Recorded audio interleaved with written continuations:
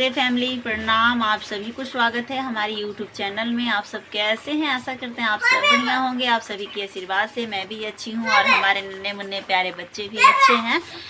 और मेरी सुबह हो चुकी है, मैं जग के नहा धोआ के बिल्कुल फ्रेश हो गई हूँ और मैं खाना भी बना रही हूँ। इधर देखिए, मैं चूल्हा पे खाना बना रही हूँ और ठंडी में चूल्हा पे खाना भी बन जाएगा और आग भी ताप लेंगे, क्योंकि इसीलिए हम चूल्हा पे आजकल खाना बना रहे हैं। पर डे चूल्हा पे ही खाना बनाते हैं और गर्मी में गैस या इंडक्शन कुछ भी पे बन जाता है, लेकिन ठंडी में तो चूल्हा पे खाना बनाने का अंदाज ही अलग है, क्योंकि ठंड भी नहीं लगेगी और खाना भी बन जाएगा।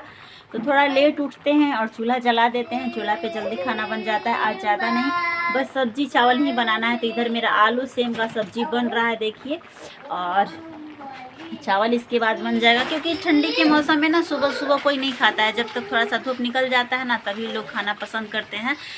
तो अभी मेरा खाना बन रहा है, सब्जी तुरंत हो जाएगा, उसके बाद चावल बना लूँगी। और कल से मेरा घर सुनसान पड़ा था, बिल्कुल ही अच्छा नहीं लग रहा था, क्योंकि घर में ना घर परिवार से ही सुंदर लगता है। और 2-3 दिन से घर मेरा बिल्कुल खाली लग रहा था। कल नया साल था, लेकिन फिर भी अच्छा नहीं लग रहा था। हमारे बच्चे, हम, घर में सभी लोग थे और बहुत अच्छे से मनाए, लेकिन बहुत सुनसान लग रहा था। क्योंकि घर की वो, मैं क्या बताऊं, जो होता है ना, आज जब मैं सुबह उठी तो देखी कि मम्मी पापा दोनों लोग आ गए हैं, तो बहुत अच्छा लगा। चहल पहल हो गया था। बच्चों में तो इतनी खुशी आ गई कि मैं बता नहीं सकती हूँ। बाबू जब सुना बाबा का, मैं अपने बाबा का आवाज़, तो दौड़ के बोला बाबा, और उनके पास चला गया। और जब घर में बूढ़ बुजुर्ग रहते हैं ना, तो बहुत अच्छा लगता है। और सुबह सुबह उन लोग बहुत खुश हो गए। हमारे बच्चे को तो पता ही नहीं लग रहा है कि उन लोगों को कितनी खुशी मिल गई। दोनों बच्चे मेरे अच्छे से खेल रहे। देखिए, मेरा छोटा वाला बाबू आ गया। बाबू कुछ बोल दो बेटा, बोल दो मेरा लाल, बोल दो, बोल दो, बोलो बेटा, बोलो हाय, हाय चाचू। मेरा बेटा, आप लोग इसको बहुत आशीर्वाद दीजिएगा और मेरा बेटा कभी दुखों का सामना ना करे। माता रानी से मैं यही कहूँगी।